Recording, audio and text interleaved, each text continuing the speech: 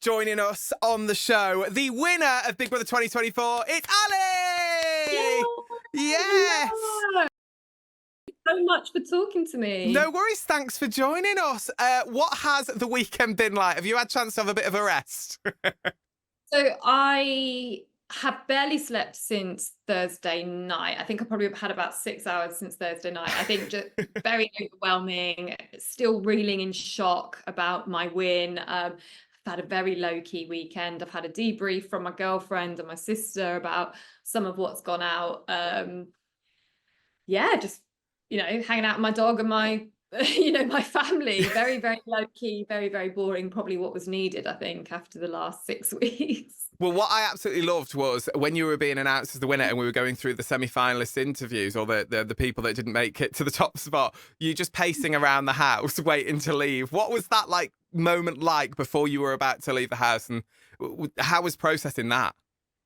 That was wild. So I think that they aired some of my talking at the time, but I don't know if they aired all of it. I had Big Brother gave me a pep talk and were telling me what I needed to do and reminding me that I need to kind of slow down and breathe and strike a little pose and everything. And then I kind of just came up so that went well. Thanks for the pep talk, Big Brother, but obviously it didn't all go in. So it was really coming out, I was so scared of evictions the whole way through the series. But by the time the final came, I was just so excited to get out that I just was like, I'm just going to have fun with it. So I was overwhelmed. I was trying to process what happened. And I did have some nerves, but, nowhere near the level of nerves that I had coming into the house. So it was just, I think, I actually haven't watched the final yet, but I've seen little clips people have sent me, and it's me sort of crouching on the floor and stuff. So well, there's so many clips of you online. There's so many fan pages. Were you expecting that? Because every time I'm looking on Instagram, there seems to be a new Ali fan page being made. I was not expecting that at all. I cannot even begin to describe how much of a shock that has been, because in the house, I mean, it's very clear I was not always very well liked, and we liked you from the day. Yeah, we did. Much. I really felt that maybe the outside world would be the same as how it was in the house, and that I felt at times that I'd let myself down, or that my family would be worried and concerned for me. So the fact that when I came out, there was people there with posters with red witches on them and lesbians for Ali and all this. I was that's why I think you can see me just kind of screaming and pointing. I'm pointing at posters that I was reading. So that was it was just such a surprise, but a really lovely surprise after, let's say, a slightly rocky 6 weeks for me in the Big Brother house. Well, let's talk something a little bit lovely. I mean, you were one of the only people in the house to really connect with Lily, and you really let her be herself without any judgment or shame. And that was really, I get emotional thinking about seeing her face sometimes, the way you would just listen to her and let her be herself. What was going through your head, moments you met Lily and seeing other people react to her? Did you kind of find yourself being a maternal figure for her in the house? Oh, absolutely. I felt like big sister. I called myself big sister because I didn't want to kind of put myself too high in the age bracket. But it definitely felt quite maternal towards her as well. I saw her before she came into the house when they were in storage. They played, bits of their time in there to us in the main house when they did the arm in the air exercise. And she was kind of screaming, saying she was going to come in and trash the house. And I was like, oh my gosh, this is going to be terrible. What's coming in? And then it honestly took about 5 minutes of conversation before I was like, wow, genuine, sweet, free, light, pure soul. And I was like, this is going to be a scary place for her, and I'm going to protect her at all costs. And then that was the start of our relationship, really. It just continued to grow. And I've seen these really sweet edits of our friendship online. My friend was like, you have to download TikTok and see some of the Ali and Lily content. And I was just scrolling through them crying oh, it's so sweet, set to emotional music and stuff. But yeah. Well, we've seen that you've said that you're going to pay for it to go to Ibiza, and there's a lot of call online for you and Lily to have your own travel documentary series. What do you think? I would love that so much. Oh my goodness. I haven't seen that, but what an idea. I definitely want to pay for her trip to Ibiza. I think she deserves it. That was her dream the whole time. She was very open in the house. She was like, I want to be on Big Brother so I can make my ex-boyfriend jealous. I love that. Yeah, she's so open about it. She was like, and if I win the prize money, I'm going to Ibiza. So sorry, Lily, you're not getting your private jet. I can't stretch to that. However, I will honour the promise of paying for her trip to Ibiza. She wants me to come, whether or not I make it there or not. I mean, I'll be probably in the hotel bar. Lily will have GPS tracker in her trainer, camera on her head, live streaming the whole thing. But yeah, travel series with me and Lily can. To bring it on. Now, look, we need to chat about some of your other relationships in the house. There was quite a hot and cold relationship with Khaled, and we saw some clashes as well with like Hannah. Did you feel like it was just a case that just two completely different people at times put in this high intense situation, or do you think that now that you're out the house there might be a chance of a friendship? I would love for that to be the case. I can't shy away from the fact that I had conflict with Khaled in the house, and there were parts of the dynamic between us that I found difficult, and things that I saw that I found uncomfortable, and I said what I said. It was my belief at the time, and on reflection, that is how I felt. I was very open about that.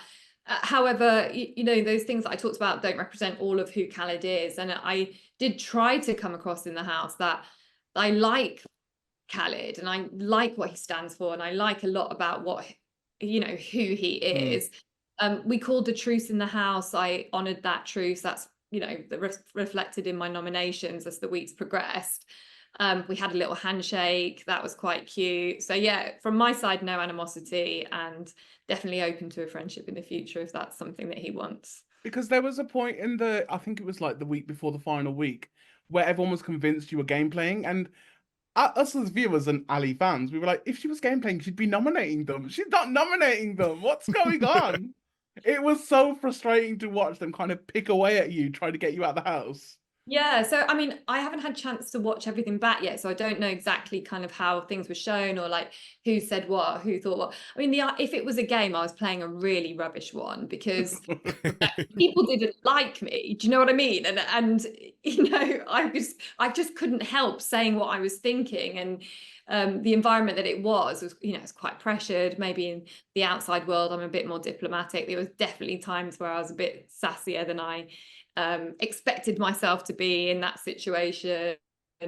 But yeah, no game plan for me. I found it impossible not to say what I was thinking. Do you think it's because maybe you were a disruptor in a sense that, when I remember very vividly Callie coming up to the stairs after the party and putting on that kind of the chat with you, and you were very quick to call that out. Do you think it's because you were one of the few people that did kind of take people to task on some of the things that they said? Yeah, and look, I can't speak for other people, but I was aware of conversations before I spoke to Khaled from other housemates who maybe shared my feelings. And my thought was, wouldn't it be a better experience if we could just do away with these parts of it, or, parts that felt not totally real, and just have fun with it and be open with each other, and like enjoy the parties, enjoy the tasks, and, not be apologetic and for things where there's no apology necessary. But yeah, I guess there was something about the fact that I said it directly to his face rather than behind his back, and I take responsibility for some of the language I used. I mean, you gave us the most iconic moment of the series. We're in a fake party in a fake house. I mean, that is iconic. That was, the gays were loving that line, by the way. We were standing. So funny. But Sherelle, my partner, has given me, she's shown me a few clips of some of those things, and some of my facial expressions and stuff like that. But I had these kind of out of body moments where I was just, looking at the situation, and then I'm looking at people, not just Khaled, talking very seriously about, we wish you could be here and all of this, and I was like, they're gonna play two songs. Give you food that has been left out for 6 hours, and then that's going to be 20 minutes of our day. Like, go and enjoy it before it comes to an end. Why are we having these conversations? That to me just seemed really silly, but We loved it. That was how I felt at the time. You did have so much support on the outside front, especially from the queer community, but also the neurodivergent community as well. Like, so many people looked up to you and kind of saw themselves reflected in the way you were acting in the house. We've seen that, we've been in that house before you went in, and it's a really overstimulating place. A lot of people have been asking, because I put a question box on Instagram and it went crazy, but a few of the questions were, what were your coping mechanisms in there? Were you leaning on other people, or did you have time away on your own? What was it like for you being in that house with all those colours? I can't tell you how overwhelming it was. And they'd kind of briefed me about that beforehand, and I'd met with someone from their sort of inclusion team about what might help me in the house and what kind of reasonable adjustments they could make. It was really overwhelming, and to manage the lights, the shape and layout of the house, the colors, the sounds as well. I don't know if it always came across, but there was really loud air conditioning all the time. Mm-hmm.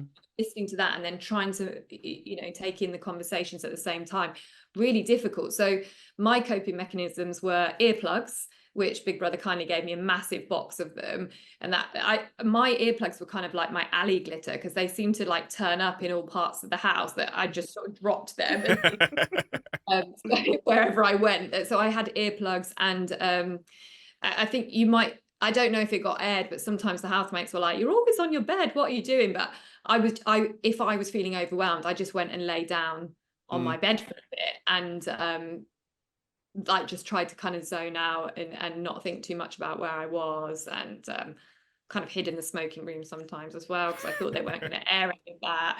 But yeah. Well, one coping mechanism I want to ask you about, we saw on the live stream quite a bit, especially in the final week, you playing The Sims. A lot of people are wondering, how much of a Sims fan are you, and what's going on? Do you know, I didn't know this was going to become a thing, but I was really enjoying playing Sims with Shegan. It was so fun. And then, obviously, you get a bit bored in the Big Brother house. There's not loads to do. There was a party going on, and you were we're walking like this. Okay, so this is where the Sims thing came from. I said to Big Brother, and I don't know if they aired this, but I was like, Big Brother, your parties, come on, these are awkward, especially as the numbers in the house got smaller and smaller and smaller, because suddenly they would play music and be like, housemates, dance. And I was like, oh, it's like The Sims when you make them dance to each other. And it, having to dance on demand with people that you might have literally had a row with 20 minutes ago. And then you're all at a party. I was like, this is a computer game and I'm a sim. And that's where it came from. And I started off with me being like, dance, Sims, dance. And then Shegan and I actually started doing Sims. And then brilliant. Just had some fun with it. So it was really lovely to see, because I mean, your partner mentioned on a few TikToks that we kept seeing on the edit show, the main show, where you were just quite quiet. But then on the live stream, you were a totally different person. So it was really nice to see that side of you as well. I know, sort of started to come to life later on in the day. So the thing about Big Brother that I don't know what viewers know, but you're on a completely different time zone there. They decide when you go to bed, they decide when you wake. So sometimes we'll be up till 3, 4, 5 and then sleeping till midday, 1 p.m.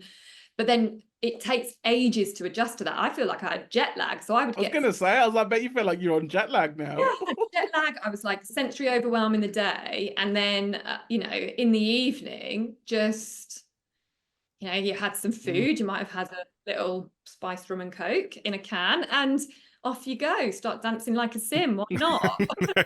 That's why you needed a weekend of rest, Ali, after that experience. I know. It's been brilliant watching you on Big Brother. I'd love to know, what are your plans for the future? How are you going to spend the money? Are we going to see more Ali? At the moment, I have no plans, no firm plans. Obviously, I've only been out since Friday.